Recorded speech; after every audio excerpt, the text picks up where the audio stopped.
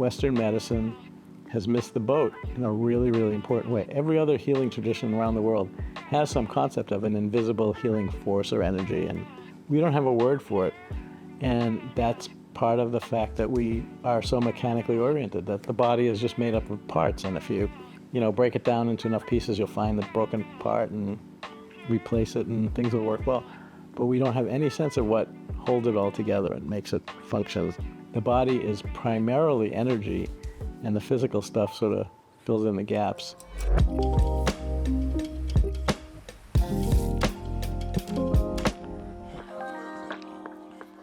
Welcome to the Bountiful podcast, where we explore what it means to live a bountiful life. Today we're diving into the fascinating realm of healing energy and life force, and their profound impact on our health and well-being.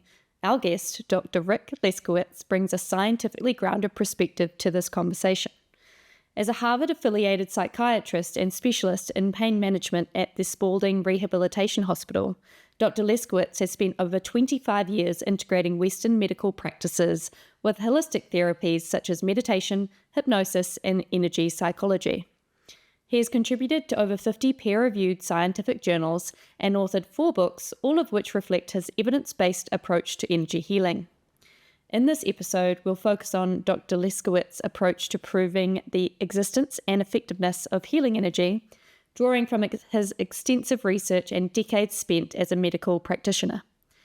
Now, for our global audience, it's important to note that in the USA, to specialize in psychiatry, you must first train as a full medical doctor, further underscoring the depth of his expertise. We'll also explore his groundbreaking work in pain management, including his pioneering research on phantom limb syndrome and the biofield, and how tapping into our life force can help us heal and lead to more bountiful lives. Dr. Leskowitz's documentary film on group energies in sports, The Joy of Socks, Weird Science and the Power of Intention, was broadcast nationally on PBS in 2012, and his interest in earth energies and global consciousness showcases his vision of using energy as a catalyst for social transformation. I'm excited for a different kind of conversation today, one where we explore how harnessing our own energy can lead to a richer and more fulfilling life. Have you ever wondered why some people are energy vampires and others feel like liquid sunshine? Why some sports teams thrive and others don't? Well, we'll aim to answer some of those questions too. So Rick, welcome to the Bountiful podcast. Well, thank you very much. I appreciate you having me on your show. And thank you for welcoming me into your home in Western Massachusetts in a small town called Buckland. It's a beautiful location, as you've noticed, and it also has a sense of heightened energy that ties into some of the themes that we'll be talking about. I may put in a plug for Buckland later on in our conversation. Why don't you put it in now? What is the vibes here? I guess I would say politically it's more progressive. Culturally it's more countercultural. I think a lot of people from the hippie era focused here. There's an academic community, a few colleges just down the road, and people gravitated here. But there's also a sort of, you could say, esoteric angle to it too, that there's, I think, 5 major meditation centers within a couple of miles of here, and several teachers from Tibetan lineages have had images or visions or dreams and opted to locate here because they felt there was a strong female energy force which was necessary to sort of balance out the patriarchy. And even the indigenous tribal peoples here, it was 250 years ago, had a treaty based on the waterfall just down the road there, that within one day's travel, everybody could fish and swim without getting into territorial stuff. So there's been this, and female education, I need to mention that too, that the first all-female college was formed down the road by a woman who was born in Buckland. So there's all these sort of pushing the envelope kind of vibes here, and people are open to it and into it, and it makes for a nice place to be. I love that. So can you share a little bit about your upbringing and background?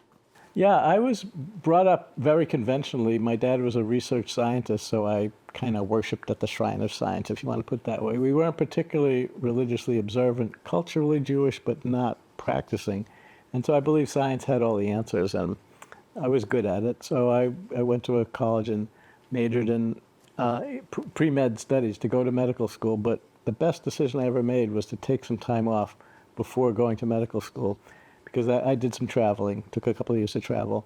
And a couple of things came out of it. One is that I met my wife, and that was top of the list. But it also sort of stepped off the, I guess you would say, the conveyor belt of brainwashing, because it is a real kind of very limited worldview that you are exposed to in medical training, which creates a lot of good therapies and effects, but is very, very limited. So I had a chance to go to India and Nepal and places like that and see that they do things very differently. And so when I came back, I had this perspective that there's more to the story. I got interested in meditation first. I guess you could say that was the thin end of the wedge for me.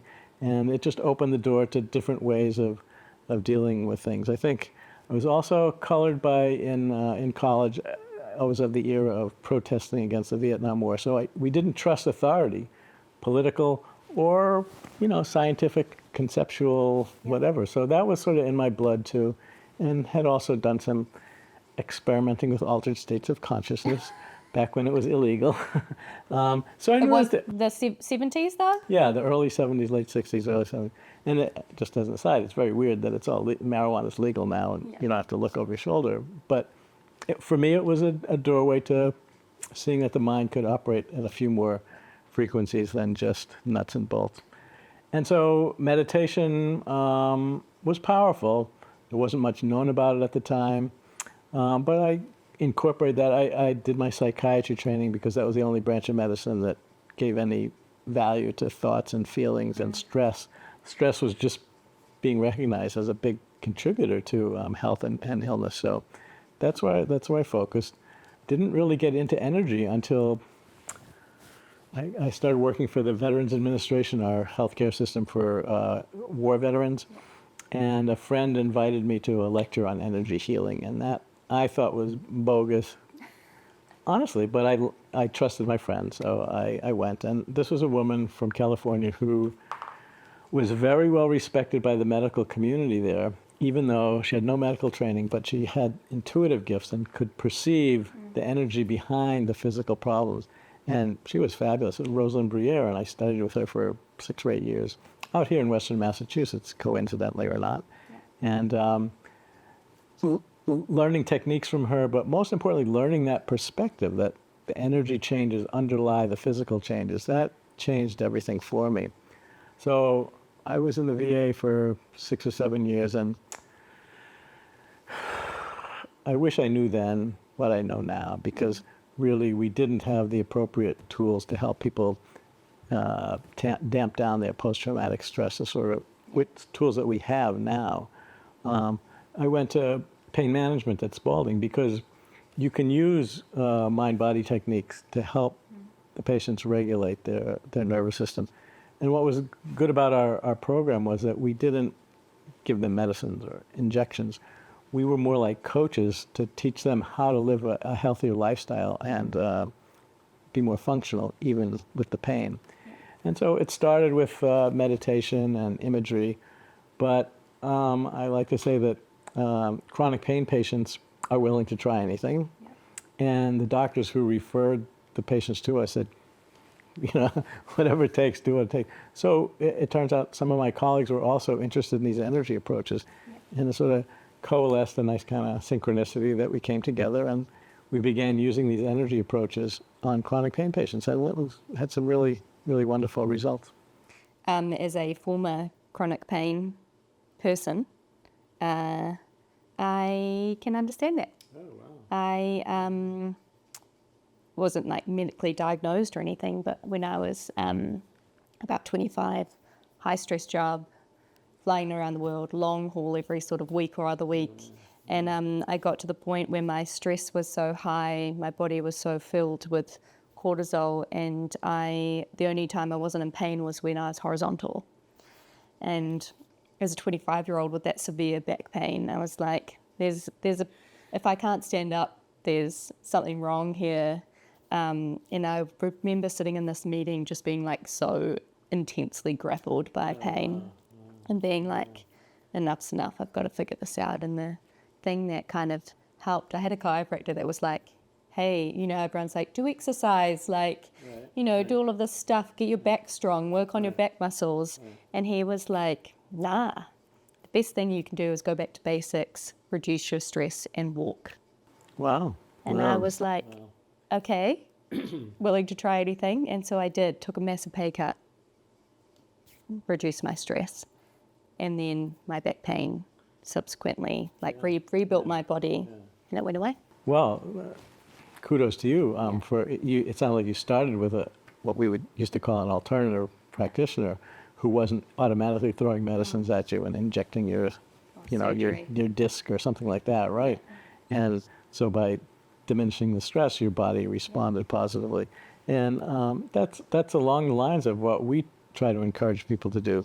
What's different is that we add the ingredient of energy, because as I've come to think, energy is what translates stress into bodily dysfunction.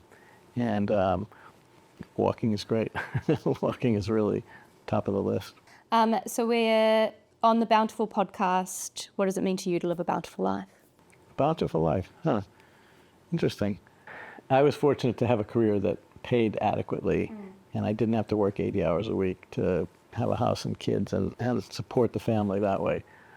So financial bounty hasn't been the goal, but the other kinds of bounty, like here, for example, just looking out the window and in nature, and things are flowering now, and it's that kind of beauty as bounty, I guess you could say. Loving family, my wife, who's been married for 49 and 9/10 years. Congratulations. And, thank you. And our kids actually both live nearby. They used to both live on the West Coast, and they've migrated back here. So that's a different kind of love bounty, I guess you could say. You can feel the vibes when you're looking out the window. Yeah, no, it's very distracting. I mean, I know I'm supposed to make eye contact with the interviewer, but there's some coreopsis out there in full bloom. And it's beautiful. Do you have a world view, or how do you see the world? Well, I guess my question would be at what level, because my view of the world is multidimensional. Share the dimensions with me. It's really whatever you want to share. Yeah, I think people are very focused on the physical, the nuts and bolts, and the events that happen, and take a lot of their perception from the media.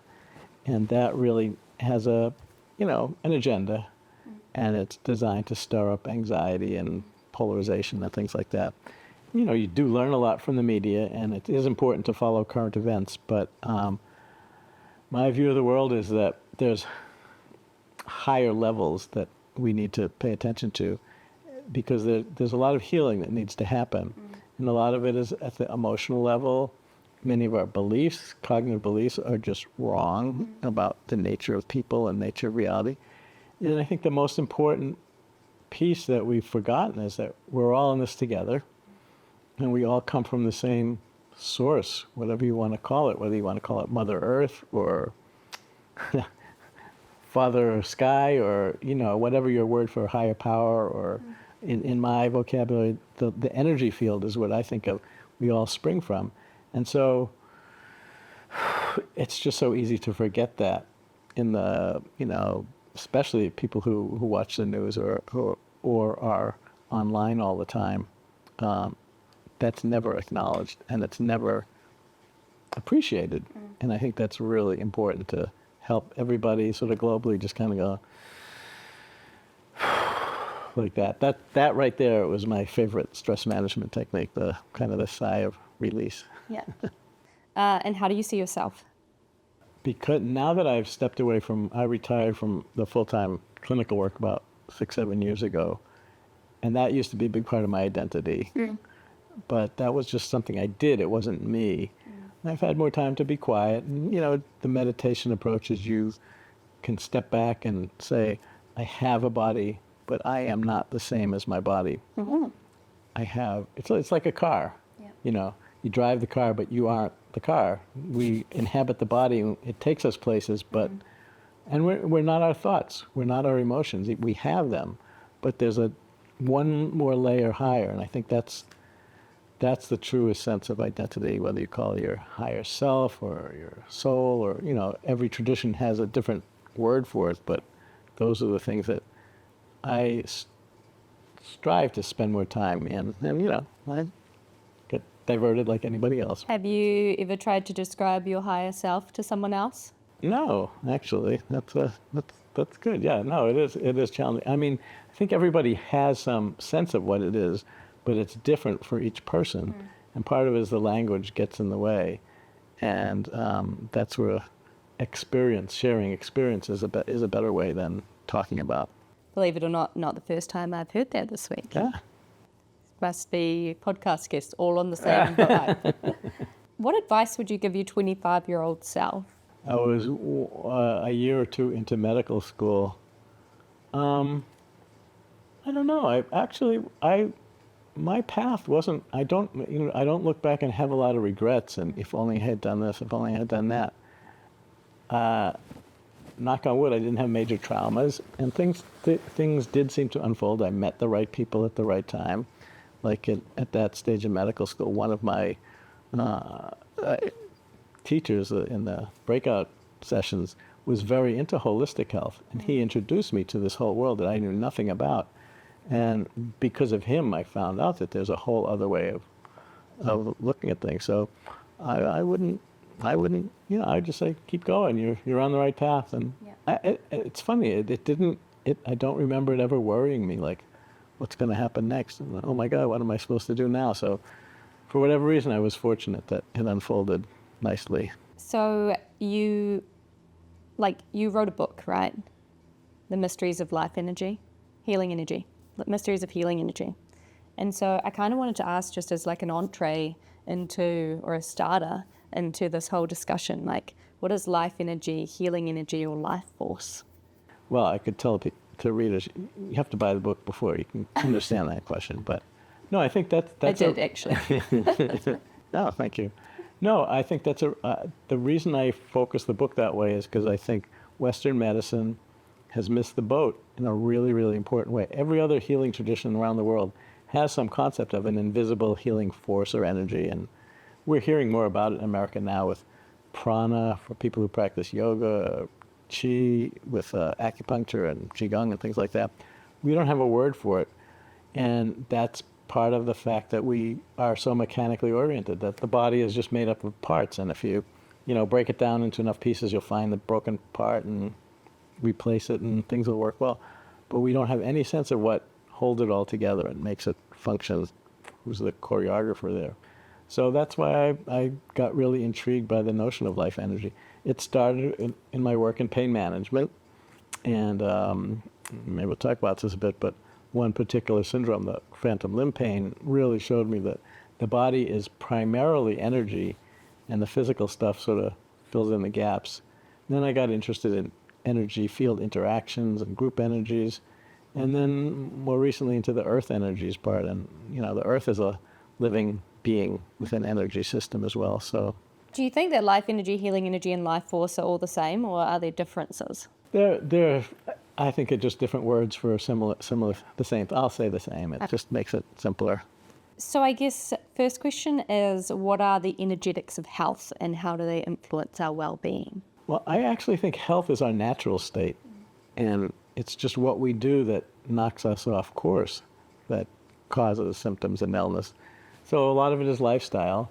In America now, there's so many sources of stress. You could focus on just nutrition, for example, and foods being so ultra-processed and preservatives, and we're fortunate out here that organic food is a big thing. A lot of people grow their own food, and that level of it is taken care of. We live in a place where the air is clear, and we don't have 5G radiation, and a lot of the external factors are set up to encourage health. And when those things are in place, the body will naturally thrive. Our society, and many societies, are not geared for maximum health and happiness. They're geared for maximum profit, shall we say. And that often comes at the expense of, you talked about you were working a high-stress job. You had to take a pay cut, but the benefits were that you stepped into your own health and energy flow, I'm sure was part of it. Yeah, totally. I guess we've kind of talked about this, but how would you define healing energy, and then how does it work in the body? It's hard to pin some of these things down with words and definitions. There's a working group that's studying what they now call the biofield, and that's a good way of kind of scientizing a little bit these what used to be more esoteric concepts by comparison to forces like electricity, magnetism, gravity. there is something that we can't quite measure yet. And we can't see with the five senses. We can see with the sixth senses. So for people who have some kind of activated. You're talking about like being able to see auras and Exactly. those sorts of things. Yeah, exactly. So that I think is what it is. And I think changes at that level happen first and then manifest in the physical. It's like it sort of trickles down or condenses from the higher. It's like one example I use is, all right, I'll put you on the spot here. What is H2O? Water? Correct if the temperature of the room is 68 degrees. Yeah. If the room temperature should suddenly go to 50 below zero, H2O would be ice. And if it heated up to 250 Well, it's degrees gone. Fahrenheit, it's steam. So it's the same substance that can exist in three very different forms. And I think that's the same with the body, that we have some sort of highest level of consciousness, I'll say, and as that condenses to thoughts and emotions, then there's energy, which is almost physical but not quite physical. And the most concrete level is the physical, like this. And I think there's one really, really wonderful to the analogy or metaphor, I forget, that you probably did this in the science experiment in 7th grade or something, but if you take a bar magnet, put a piece of paper over it, and sprinkle iron filings on it, it forms into this beautiful geometric shape that shows you what previously was an invisible magnetic field. So I think the human body is like that. I think we have an invisible magnetic field that's the acupuncture meridians, the energy centers, the whole biofield. And the cells of our body line up in accordance with that. So the cells of our body are like the iron filings in a way. The clinical comparison is if you take some of those iron filings and push them away, you can't see anything anymore with the naked eye, even though the magnetic field is still there. So the clinical comparison is if you take away these iron filings, if I happen to have an amputation of a limb, what happens then? It's a very challenging clinical situation called phantom limb pain because the patient, the subject, the person feels like the limb is still there. They can look at it and see it's not there, but it feels like it. And often it's very, very painful. And what I've come to see through my work over the years is that that's because the energy field is still there. The biofield is still there. The iron filings have been amputated, but it still transmits sensation. And so we and many others have come up with forms of therapy that work on the energy level, and that transforms it. Well, I had one experience that out of all the, I don't know Yeah, how many. I was going to ask, can you explain the experience that you had where, you were like, oh, this feels a bit weird, but clearly it's like working? Yeah, no, that was exactly what it was. It was a fellow who was not doing so well in our pain management program. We had done exercise and flexibility and pacing and stress management, meditation, and it wasn't helping him. He had had a leg amputated, a work injury. So kind of you reach that stage where you're willing to try anything. I said, would you like to try something different? And so he lay down on the examining table. I said, just close your eyes and relax. And I did this energy sensing thing, which is basically anybody, viewers at home, just putting your hands together and far apart. At some point, you'll feel something that's a little bit different. That's a kind of a tingling. For me, it's a tingling thing. And right now, my hands are about this far apart when I begin to sense it. What I think and what many people say is that that's the boundaries of my aura from this hand and this hand are bumping into each other, and you can feel it. Right. So there's therapies based on that. I had learned what's called therapeutic touch, and part of that is you assess the patient, but then you smooth it out. You don't physically touch them, you just smooth it out. So I was smoothing him out, smoothing his aura out, and it was going down the body. And for some reason, I'm not really sure why, I kept going where his phantom leg was. There was nothing there in space, but I just kept doing it. And I felt the exact same pressure tingling down there that I felt in the rest of his body, even though there was nothing that was generating that. So for me, that was a what? But also, he opened his eyes at that moment and said, what are you doing, Doc? Because he could feel me touching his phantom leg. And that shouldn't happen by the medical model because there's no nerves down there. Yeah. So in that moment, really, I could see that the biofield is real. It transmits information. and it's prior to the physical body, that the iron filings of his leg had been removed, but the template was still there. Yeah. So that was a really important moment for me. And so does their biofield always extend to the full extent of where it was? Or like once you smooth out the energy, does the body reset to its new, like, not limitation, but new area? A good question. He had energy stuck in his phantom leg because he had so many emotional reactions to being he was a healthy, young, athletic guy, and he couldn't play hockey anymore. You know, there was a lot tied up in it. So as I smoothed it out, he could feel it draining out the bottom of his foot. I didn't know it at the time, but there's an important acupuncture point there. So that's what was happening. Another dimension to this story was he asked me to stop, even though it was working, because it was too unsettling to feel like his leg wasn't there anymore. And it was too damaging to his self-identity to see himself as a true amputee. So we stopped, and pain does often serve a function, a positive function. And until you can find something better, the pain will continue.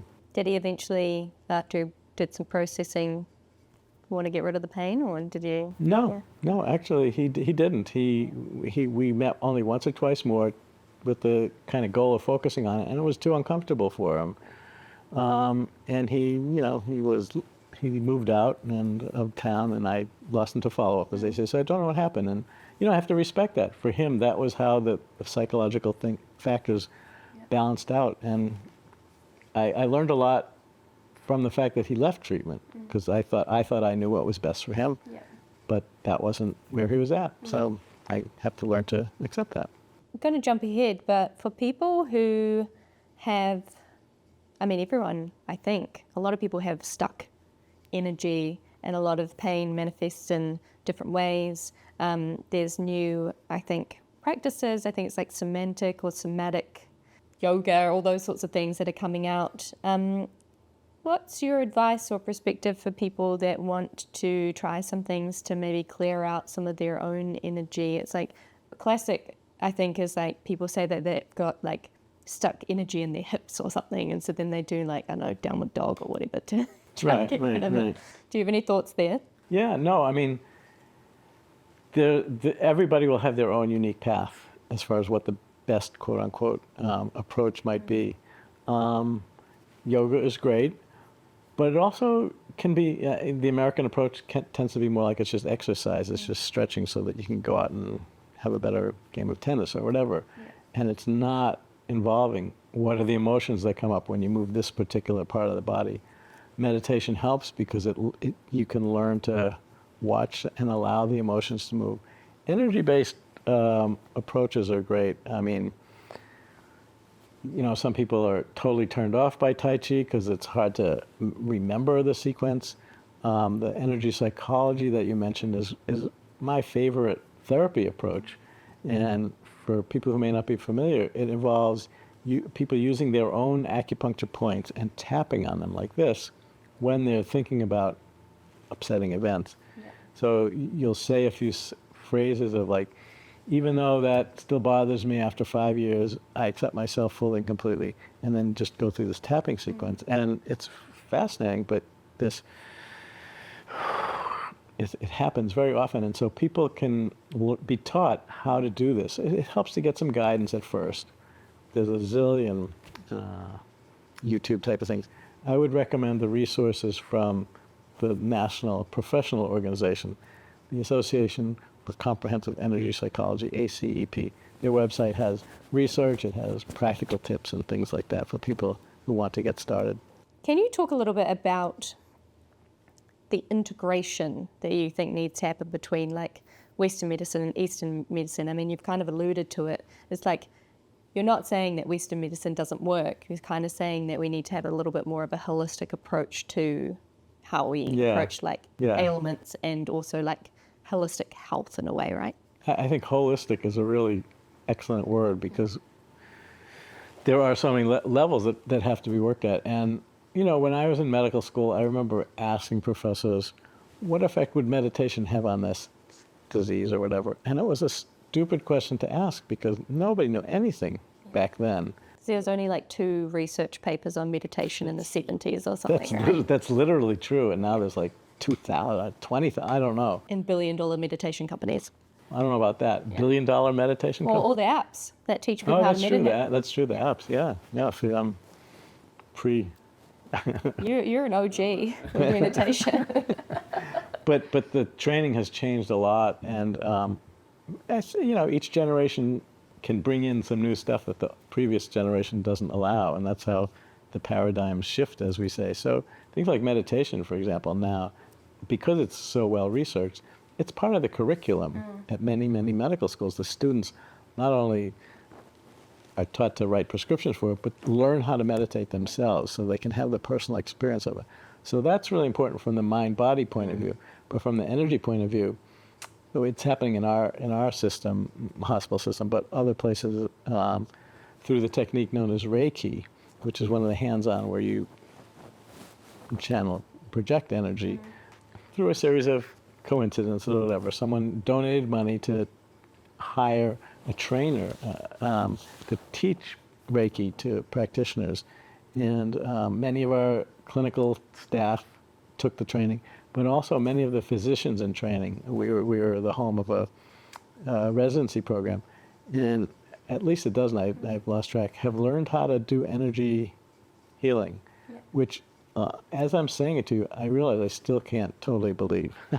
Because that's what the future is. They can write prescriptions, they can do trigger point injections, they can do acupuncture, they can do Reiki, and that's my image of what a true healer should be. It's not often one person can embody all of those, or have all those skills, but as long as within the team there's the whole array, that's ideal. I think you mentioned at some point that healing for you initially had a bit of a triggering reaction to. Why was that?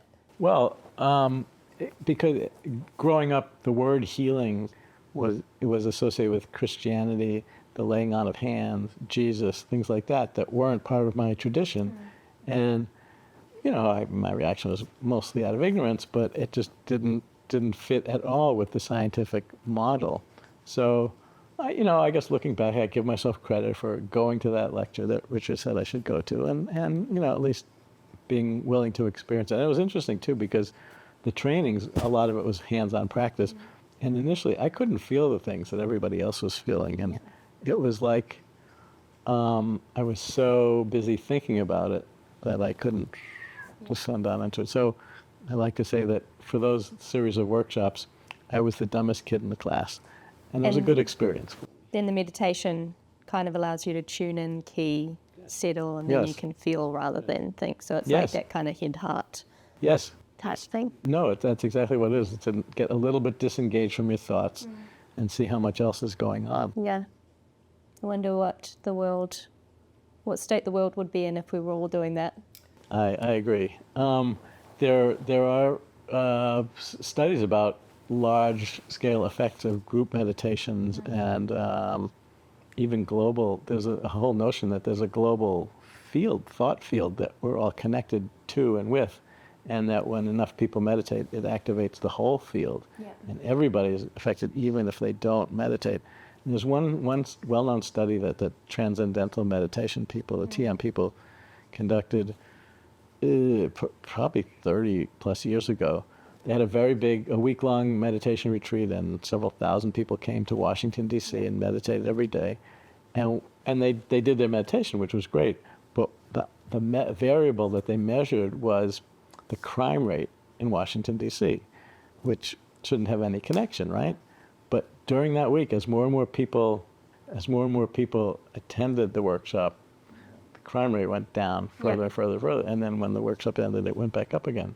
So you could say it was just a coincidence. The statistics are very compelling. You could repeat the study anytime. So there's some way, and the TM people have this notion of a group connected consciousness. Carl Jung had it, the collective unconscious, the noosphere.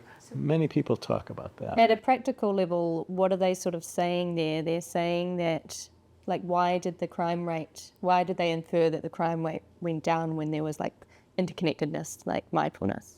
how could it possibly happen, you Yeah. mean? Yeah, that it wasn't just happening in the room, that our minds don't end in our brain, and they don't even end in our aura, that there's another level, the transpersonal, again, there's a lot of vocabulary, that when enough people are connected at that level, the ripple effects can spread far and wide. And there are some research groups, the Global Consciousness Project came out of Princeton to study that, the Global Coherence Initiative from the HeartMath people. So it's being researched. Do you want to talk a little bit about your documentary and because I think what's sort of leading me into is the work that you did with is it the Red Sox, and like how sort of that team interconnectedness and group energies can have significant impacts, and sort of how you kind of went into that and like what some of the findings were? Yeah, sure. No, it's a fun story. I mean, I grew up in the Boston area. I'm not a particularly good athlete, but everybody in Boston area, except for our two kids, are sports fans. And the Red Sox were the baseball team, and for many, many years they were terrible. And it was like the longest losing streak of never winning a championship in the whole league. But then in 2004, they actually finally, things came together, and it was really a magical time. Everybody's mood was boosted. It was the best antidepressant. And I got interested in how the energies of it were, and wrote a little bit about it. My cousin, the filmmaker, had the idea of making a documentary film about what were the energetics of a successful sports team. So the Red Sox organization was very helpful. They let us film interviews with players and fans, and we even did some measurements. And the basic idea was that a team that's coherent and coordinated functions better. And it's not, rocket science, as they say. We did some, you talk to the players, and they'll talk about how much they appreciate having everybody's back, or whatever phrase they used. But we did some measurements too. That the one that really stands out was I was the guinea pig. I was blindfolded and my ears were plugged, so I was in sensory isolation in the lab, and my heart rate was being monitored on a computer to see whether I was in this state that they call heart coherence. And I wasn't, because I didn't know this particular heart-centered meditation. But then at some point, 4 trained meditators came and sat behind me, and the director went like that, and they started meditating in a certain way, silently, which I couldn't have heard anyway. But within like 5 or 10 seconds, my heart rate shifted into alignment with their pattern, so that we were all entrained into the same frequency. And the way you enter it is through the emotion of appreciation. So something about feeling appreciative puts your biofield in sync with everybody else. And if a team can do that, if the players appreciate each other, they perform at a better level, because that sort of heart coherence also improves the reactivity of the autonomic nervous system. Your reflexes are better. There's a lot of benefits to it. Actually, the film was on our public broadcasting system, but it's now available for free on YouTube. So if people are interested, you just go to Google YouTube, and then The Joy of Sox, S-O-X is how they spell their team name. So. And how do you tell an athlete that they need to like meditate, or is it not about that? Is it more like, how do you sort of, if there's a team or a coach watching this and you're like, how do you get them to get in that space or zone or whatever Well, how to convince an athlete to try it, or how to actually get there, because they're two Both. different things. Yeah, right, no, both. Because it does sound like a little bit, not necessarily like woo-woo, but like it's not mainstream sort of like saying to someone, hey, you should work on your energy and then you'll play better. Yeah. No, that's the problem, is that for a long time it was very woo-woo, but more and more people are sort of coming out of the closet and admitting that they meditate or have acupuncture or do tapping. I mean, in the film, I interview the Red Sox catcher, and he demonstrates how he taps and how it helps him. So it's getting there. Mindfulness in sports is not woo-woo anymore, and you don't have to say to the athlete, would you like to have a deep spiritual experience? You say, I can increase your batting average by 50 points if you try this technique. It's more that the outcome is what gets them into it. But once they experience it, that opens the door to, wow, what was it? How come I felt so peaceful then, and I don't when I go home or whatever. So it opens a lot of doors, and people are talking about it now in ways that they didn't 10 or 20 years ago. And sort of like, I think you've said this, but like flow state is the same name for this sort of heart, what do you call it? Heart coherence Heart is coherence. their term. Yeah, there are psychologists who've been studying this for a while. The flow state is one. Even earlier than that is the zone. If people want to read about this, the one book I would recommend is called The Zone, Transcendent Experience in Sport, and it's by Michael Murphy. And he just collected many, many stories of athletes who entered altered and exalted states of consciousness doing sports. And he makes a comparison to the extended abilities that yoga practitioners develop over years. And so he actually came up with a phrase, sport is the yoga of the West. Yeah. And I think that's, what is it, 5 or 6 words? That's so rich to really capture the essence of it, because you can achieve the highest spiritual states when your ego is out of the way and you get into the flow state, and things just unfold. We've got so many names for things, eh? Yes, But, yes. really, like, I think mindfulness for some people is gardening, for other people is like yoga for other people, but really you're kind of all practicing the same thing in a way, right? Right. I think you can be mindful while you're doing any activity. And you don't even have to call it mindfulness. It's just, oh, I love gardening, and I was out there for 2 hours weeding, and I lost track of time. And that's that person's meditation.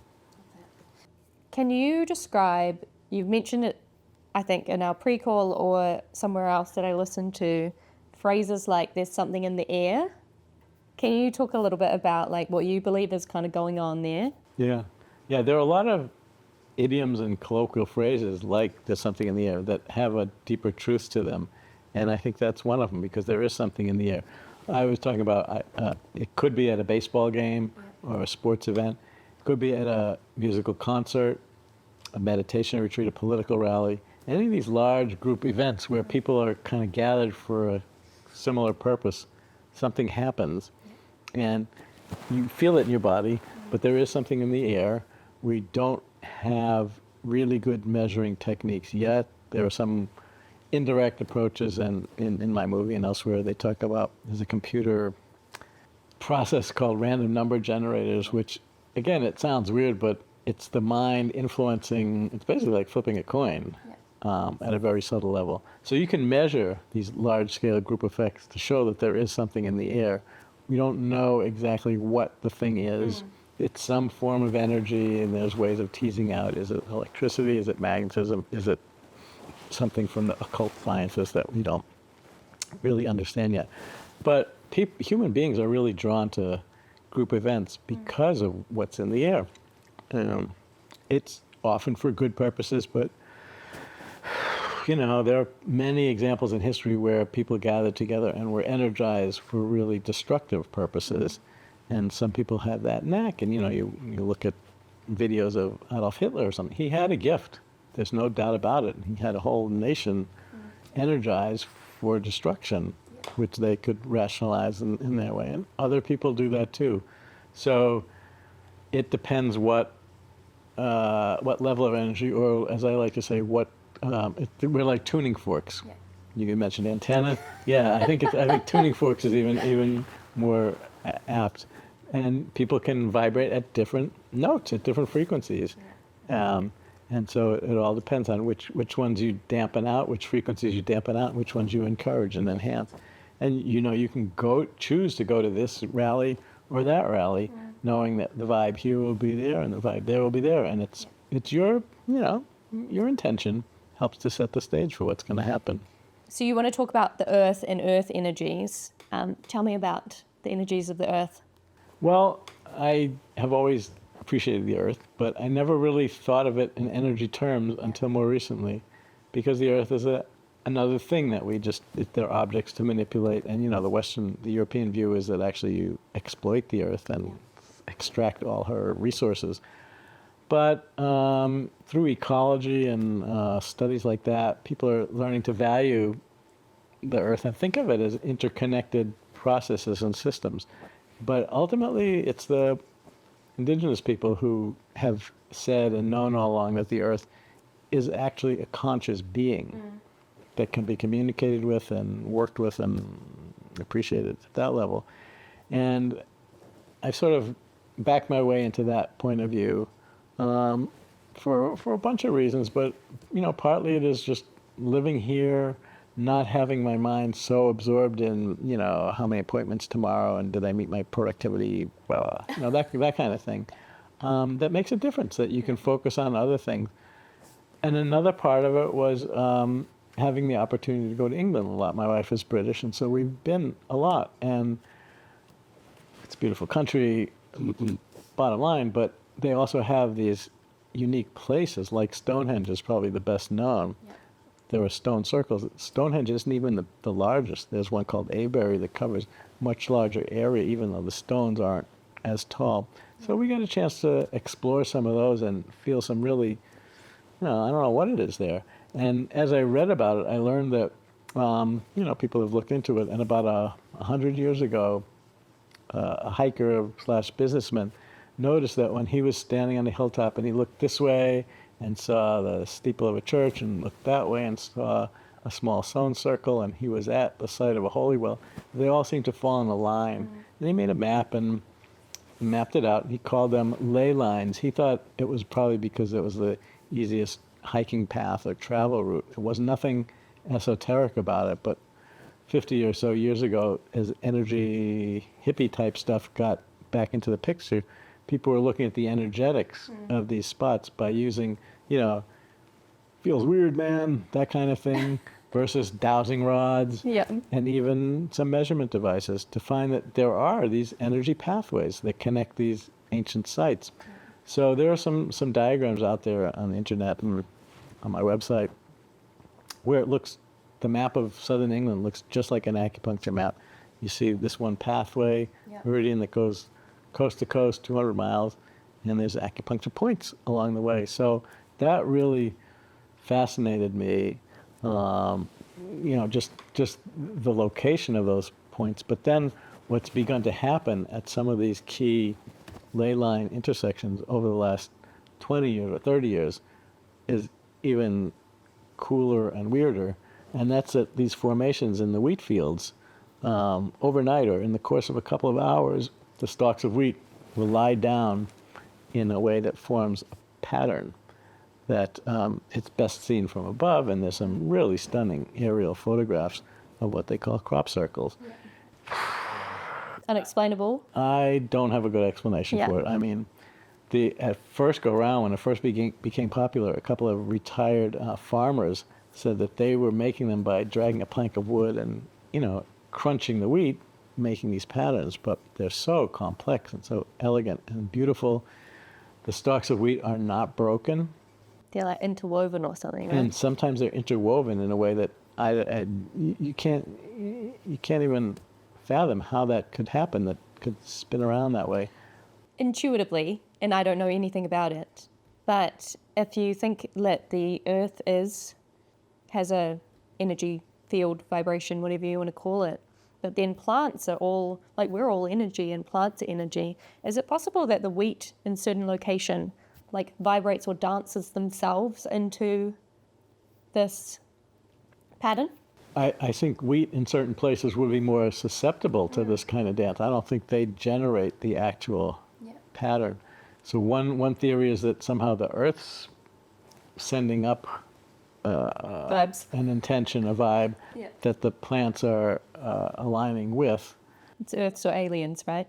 Yeah, it's really from below or from above, or some kind of below. I think I tend to go with the from above point of view, but I couldn't prove it. Yeah. But because there's some high intelligence involved. If people go to my website or the cropcircleconnector.com, that's got archives of old crop circle designs, and it's just at one level you want to figure out what does that design mean. At another level, you just go, "Oh my God, that is so beautiful!" Unexplainable. Yeah, and it just to sort of bask in the not knowing. Yeah, is important, I think. Which I don't know, to a lot of people, uncertainty is like very anxiety inducing, right? Exactly right. No, that's a really important point, and I think that's why crop circles and other phenomena too is an important challenge to be able to step past that and say, well, I don't exactly know, but it's cool. I have to ask some more questions about this.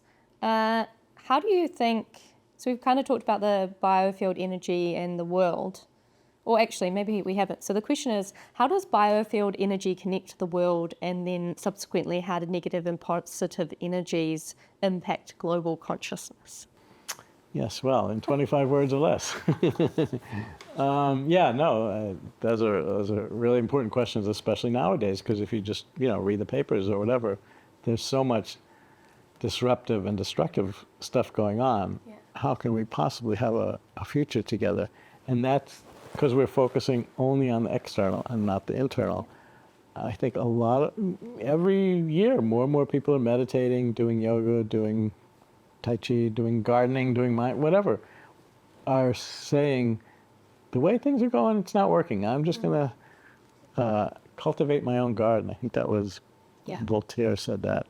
Do some inner work, step back, do some inner work, and then when you re-engage in the world, you approach it differently, and your priorities are different, and your values are different, and it has ripple effect in that positive way. So I think that's what's happening now. I mean, not to jump to conclusions, but there's been a big shift in American political vibe just over the last couple of weeks with some new candidates entering the scene who project happiness and joy, and they're not always blaming people or criticizing or angry, and it's very different, and it's very refreshing. So I think it's that kind of shift that can make for a big difference globally. And maybe for people understanding, we've talked about, in the podcast this week, we've talked about like contribution and purpose and things that you can do to contribute to society. Yeah. And I guess a lot of what is coming up is like, your contribution doesn't have to be outlandish and massive. Like, and kind of what you're saying is like, start with your own energy. And if like one of the biggest shifts you can do is kind of shift into a positive mindset, train yourself how to be positive, then that energy can be positivity for other people, right? And it could be translated in something as simple as just saying hello to somebody that you pass on the street. Because we've all had the experience where somebody was very happy and said something to us, and that was it. And it stays with you. How does that, so that the more people do that. Subsequently, if they're mean, like yesterday I was driving, and maybe I should learn the road rules a bit better here, but I'm pretty good. But I think I took like a wrong turn at the wrong time or something, and this guy was crossing the street, didn't run into him or anything, like turned after he'd got off the sidewalk or the crossing, and then he ran up to the car and did the fingers at me, and I was like, oh, geez. Whoa, like I'm a tourist, man, like that's like I kind of was like, don't worry, it's fine, like. But that level of energy coming at you, I was like, whoa, like what is going on in your life where you feel the need to respond to a stranger that way? Yeah. I mean, so what you're getting at is already feeling some compassion for him, that he's got to be wounded so deeply to do something as hurtful as that. And, this is where you can do your own energy work to clear it out, and what we call energy hygiene. That's not a kind of energy that you want to host in your system, so you can. What is the practical practice of that? Do I just go, energy go away? Well, at some level, that's the key thing, is to have the intention to release it. Sometimes you can feel where it is in your body and do some tuning in and breathe into it. And there are in some traditions, there's a notion that the energy that connects one person to another travels through a cord, and the cord is anchored in somebody, and you can, release the cord and send it back to the person. So there's many approaches like that. And why, I've had it described to me before as like we plug in cords to each other, and often, it does sound a little bit woo, but when people aren't aware of this sort of like energetic cord that you share with other people, you cannot have that person in your life anymore or something, but the energy is still there. So you actually have to like consciously decouple. Yeah. And if sometimes, I think the way I've had that before is, and I don't know if I want to admit this on the podcast, but I will, is kind of just feeling off and not having anything in my life that's off. And then I had a friend that was like, have you thought that maybe you're still like connected to this person in a way? I was like, when, I don't know if you've had this experience where you feel energy, but it's not yours, like deep in your core, and you're like, whoa, what's going on here? Like, this isn't mine, but why is it in my being? That's a really important experience to have, to make that awareness, because most people don't, and they carry around stuff that leads them to do things they don't really understand why they did it, or feel things that don't really fit. So first step is being aware of it, and then sometimes it's just having the intention of, you can go now. I'm going to cut all my cords. Yeah, and you can, some people like to just unplug them, and, depends on what image works best for you. And do the practices that help your energy to replenish and to circulate. Is there any scientific research that speaks to this? About, what comes to mind is actually an extreme version of what you're talking about is when people are quote unquote possessed, and there's some kind of entity that takes residence. And, Western medicine, we don't believe in that. Many world traditions do, including in Brazil. They have a very strong, what's called spiritist tradition, to the point where hospitals have mediums and exorcists on the staff to do that, including psychiatrists who are trained in exorcism. So they believe that a lot of mental illness is caused by actual separate conscious entities, and by releasing them, you can, people do better. I don't know if that's yet scientific proof, but if you've got a whole nation that's dedicated to this, that's very telling. Wild. Related. So can we talk about energy vampires? Like, what is an energy vampire, and what's going on there, and how do these energy dynamics work? Yeah, no, I mean, I think it's very related that some people don't know how to generate their own energy, and they don't have things that How bring is them. that possible? Childhood will be very formative, and they'll never learned. I'm sure their bonds with their parents were not ones of affection, but were ones of abuse. There's a lot of research on that now about adverse childhood events, and that being setting the stage for all sorts of adult medical illnesses, for example. But where does energy come from, and how do I get it? Sometimes you think that it's from other people, and it can be just a simple way of dominating conversation, or always being the center of attention, feeding off the energy. And sometimes it's very amusing, and everybody enjoys it, and it's sort of by mutual agreement, by mutual consent. But other times, like if it's a boss, for example, who you don't have control over, they can be it's an energetic abuse. It's the same as emotional or physical abuse. And for better or worse, many prominent people do that. And they thrive on having the cameras on them.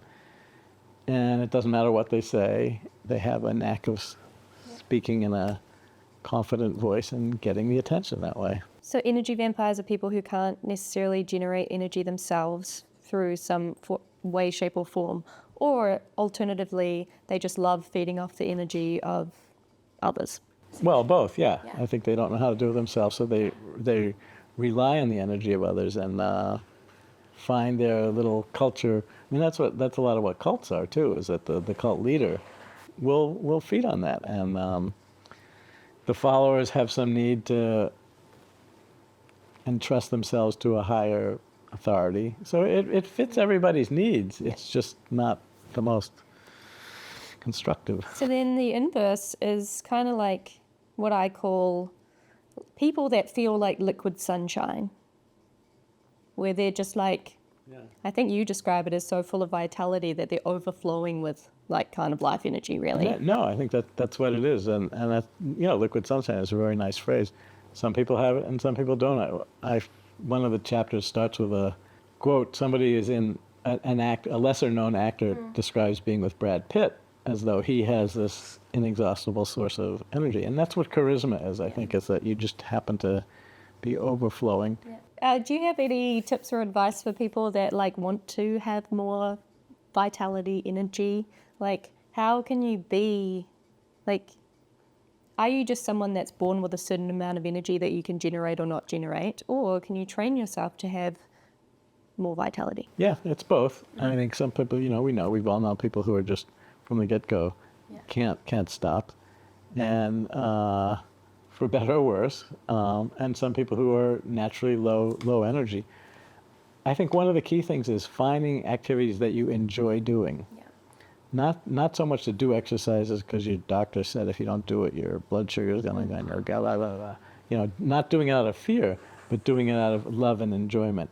And so it doesn't matter what it is. It doesn't matter whether it's gardening or, for me, this time of year, actually, there's a lake nearby, and the water temperature is manageable enough so swimming outside, I got like a 3-month window there, and after that it gets too cold. But that just totally wakes up my whole energy system. And what I do the other 9 months is another question, but... Ice baths? What? Ice baths? Ice bath? No, thank you. So when I was listening to something, one of the other podcasts that you've done with some of your work, I think you talked about when you were doing your residency or your medical training, it was when anesthesia first came in. And so there used to be different practices for anesthetizing people.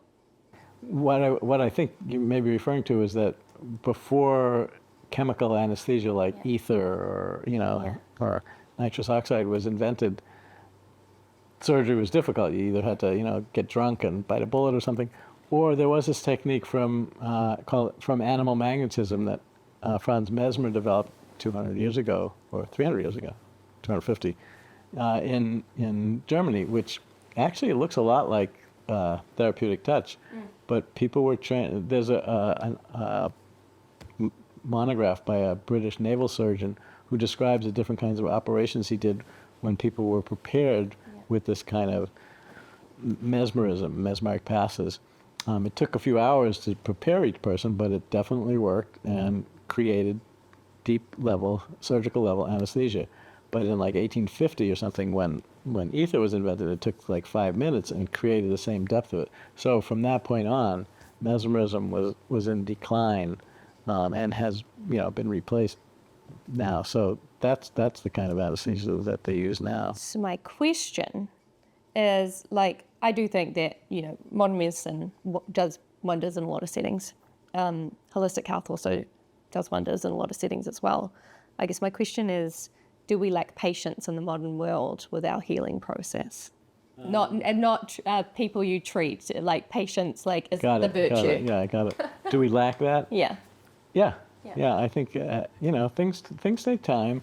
There is a lot of time pressure to get everything done, the 9 to 5 sort of mentality, and that's another way of thinking about it, right? That the time, natural organic flow of time for healing is different than what the schedule might suggest. How does environment play a role in living a bountiful life? Well, I mean, there's the external world environment, there's the room environment, there's the social environment,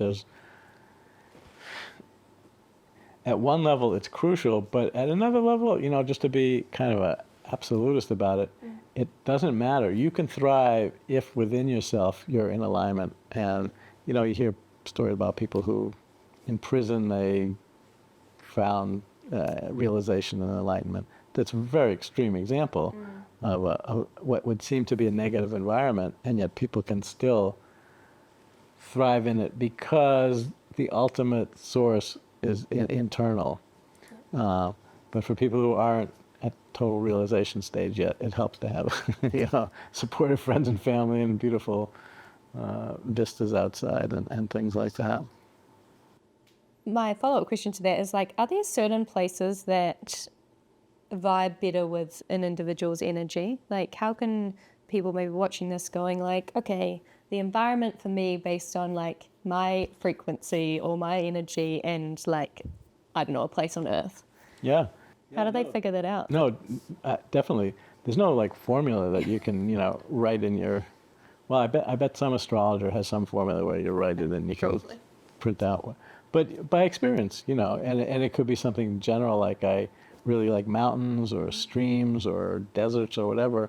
By places that you've had an opportunity to visit, you really remember, even though you're only 5 years old, you never forgot that woodland pathway. And then you go back as an adult and you really feel something there. So yeah, I think that definitely are.